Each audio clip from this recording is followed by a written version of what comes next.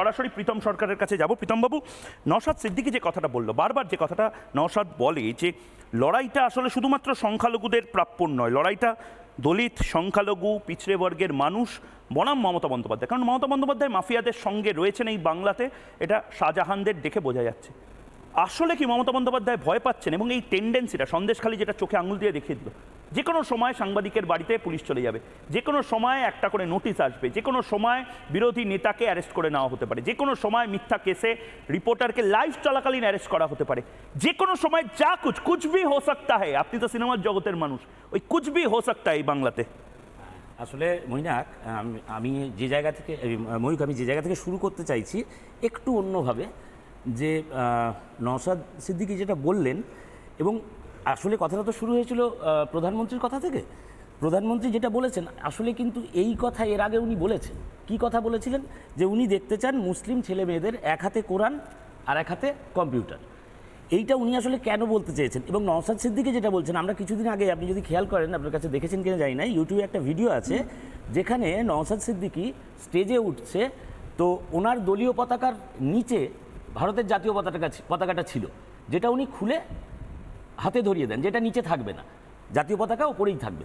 আমি বলছি এই যে অ্যাপ্রোচ মুসলিম সমাজের, এই অ্যাপ্রোচ তাদেরকে হাইলাইট করা হয় না, এইটা হচ্ছে সবথেকে বড় প্রবলেম।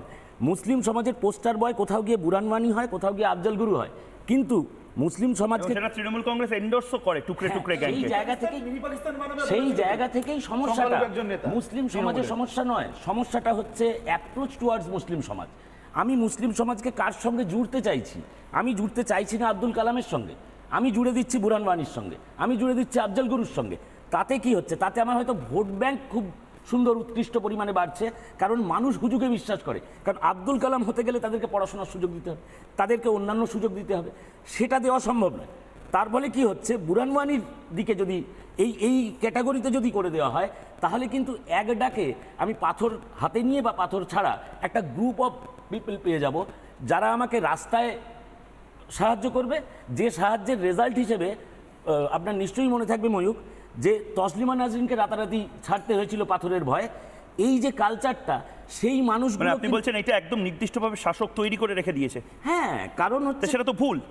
ভোট ব্যাংক বানিয়ে রাখাটা এটা কোন ধরনের কালচার? এবং এটা নওশাদ যেটা বারবার বলছে, পৈতৃক সম্পত্তি, মুসলিমরা শুধু তৃণমূলকেই ভোট দেবে, এই পৈতৃক সম্পত্তি বানিয়ে রাখা, এটা কোথাকার জমিদারি? আমি ময়ূক এটাই আপনাকে বলতে চাইছি, যে এই যে কালচারটা, এই কালচারটা ভারতীয় পলিটিক্সে পুরো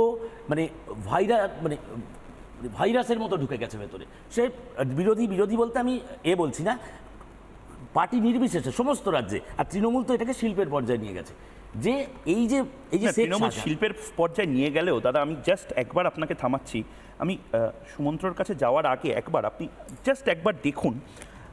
আপনি বলছেন তো আব্দুল কালামের কথা, খুব বড় নমস্য ব্যক্তি উনি। আমি অত দূর যাচ্ছিও না, আমি এআর রহমানেও যাচ্ছি না, আমি বিসমিল্লাহ খায়ের সাহেবের ব্যাপারেও যাচ্ছি না, আমি ফুরফুরা শরীফের একজন সাধারণ মেম্বার কাশেম সিদ্দিকী, তিনি রেগে গিয়ে যখন নওশাদ সিদ্দিকীদের গ্রেপ্তার করা হয়েছিল, তিনি কি ভাষায় বলছেন যে মমতা বন্দ্যোপাধ্যায় তো ভয়ের বাতাবরণ তৈরি করছেন। উনি বলছেন কালকে ওনাকে বিজেপি দাগিয়ে দেওয়া হতে পারে, আরএসএস বলে দেওয়া হতে পারে, কিন্তু ওনাদের বক্তব্য খুব গুরুত্বপূর্ণ। একবার শুনি, তারপর আমি বাকিদের কাছে আসছি। আমাদেরকে মুখ্যমন্ত্রী মুসলমানদের একটা ভয় দেখিয়ে রেখেছে যে আমাকে ভোট দাও নাহলে বিজেপি চলে আসবে, আমাকে ভোট দাও আজান বন্ধ করে দেবে, আমাকে ভোট দাও নামাজ বন্ধ হয়ে যাবে, আমাকে ভোট দাও তোমরা কুরবানি করতে পারবে না, আমাকে ভোট দাও তোমরা ঈদের দিনে নামাজ পড়তে পারবে না। তাহলে ইউপিতে যে যোগী আছে, বিজেপি আছে, মহারাষ্ট্রে বিজেপি আছে, আসামে ত্রিপুরায় বিজেপি আছে, ওখানে কি আজান বন্ধ হয়ে গেছে? ও নামাজ বন্ধ হয়ে গেছে, কোরবানি বন্ধ হয়ে গেছে, মাদ্রাসা বন্ধ হয়ে গেছে, সবাই আরামসে আছে। আমি তো আসামে যাই, আমি তো ত্রিপুরায় যাই, আমি মেঘালয় যাই, ওখানে তো ডান্সে সব চলছে, কোনো অসুবিধা নেই, তো আর ভয় দেখাতে পারবে না।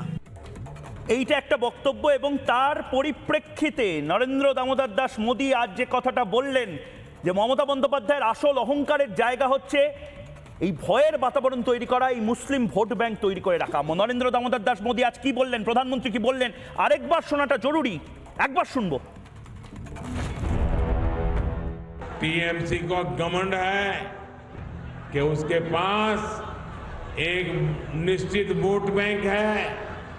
इस बार टीएमसी का ये घमंड भी टूटेगा। इस बार मुस्लिम बहन बेटियां भी टीएमसी के गुंडा राज को उखाड़ फेंकने के लिए आगे आएगी।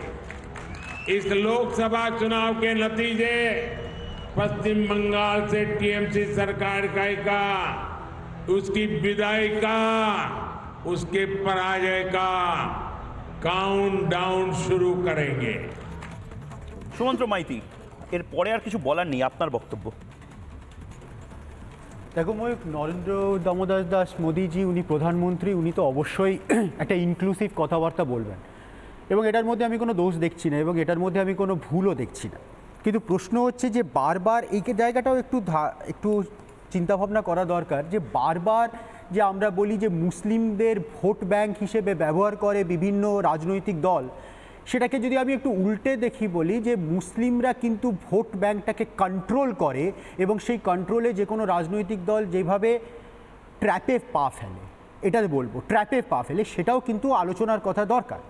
হ্যাঁ, এটা আমরা দেখেছি ঐতিহাসিকভাবে যে মুসলিমরা একটা ব্লক ভোট করে এবং এটা যে কোনো ঘেটো মানসিকতা যদি থাকে, মানে যদি ধরো কোনো জায়গায় সংখ্যালঘু থাকে, সেটা এখানে যেহেতু মুসলিম, অন্য জায়গায় যদি ইন্ডিয়ানসরা হয়, বিদেশে ইন্ডিয়ানস বলো, তো তখন একটা ঘেটো মেন্টালিটি থাকে এবং সেই ঘেটো মেন্টালিটি থেকে একটা ব্লক ভোটিংয়ের একটা টেন্ডেন্সি থাকে। এই ব্লক ভোটিংটাকে কিন্তু মুসলিমরা দেয়, কিন্তু আজ পর্যন্ত কোনো রাজনৈতিক দল কিন্তু সেই ব্লক ভোটিংটাকে শুধু নিয়েছে, তার পরিবর্তে সেই সমাজের বা সেই ভোটিংয়ের যে ভাইসেসগুলো, সেই ভাইসেসগুলো কিন্তু কারেকশনস করতে চায়নি। তৃণমূলের কথা বলুন, তৃণমূল একটু আগেই যে বললেন বুরহান ওয়ানি কে এন্ডোর্স করে, হ্যাঁ এন্ডোর্স করে। তৃণমূল কখনো খুব একটা দেখবেন না আব্দুল কালাম, এপিজে আব্দুল কালামকে, হ্যাঁ করে একদম বাজে কথা, একদম বাজে কথা। কথাটা শেষ করতে দাও। বুরহান ওয়ানিকে এন্ডোর্স করে বলবেন না। আচ্ছা ঠিক আছে, আচ্ছা বুরহান ওয়ানিকে এক সেকেন্ড, তোমাদের যিনি ছিলেন ওই যে কি ছিলেন যেন, ওই যে রাজ্যসভার এমপি, তিনি নামটা ভুলে যাচ্ছি, কি নামটা ছিল যেন, রাজ্যসভার এমপি যাকে কলম পত্রিকার মালিক, তাকে যেখানে তার নামেও তো অনেক ধরনের অপবাদ উঠেছিল। তো এবারে বুরহান ওয়ানিকে এন্ডোর্স করা মানে যে একদম মমতা ব্যানার্জি বলছেন ঘর ঘর মে বুরহান আয়েগা, এরকম নয়, কিন্তু যে তথাকথিত বিভেদকামী শক্তিগুলো যে বুরহান ওয়ানিকে যে করে, মানে এন্ডোর্স করে, তাদের বিরুদ্ধেও মমতা ব্যানার্জি কোনো স্ট্রং স্টেপ নেন না। তো ঠিক আছে, যেমন বিজেপি টাইগার রাজা সিংকে ফলো করে, বিজেপি নরেন্দ্র মোদী টাইগার রাজা সিংকে টুইটারে যেমন ফলো করেন, এক্সে এখন ফলো করেন, এক্স হ্যান্ডেলে, সেই রকমই ব্যাপার বলতে চাইছেন নাকি?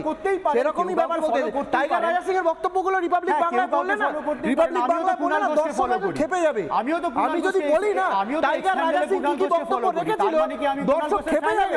আমি দর্শক বন্ধুদেরকে বলবো, আরে আমিও তো কুণাল ঘোষকে ফ্যান, আমিও তো কুণাল ঘোষকে ফলো করি, সেটা মানে বক্তব্য এখানে টিভিতে বলতে পারবেন, আপনারা দয়া করে পড়ে নিন দর্শক।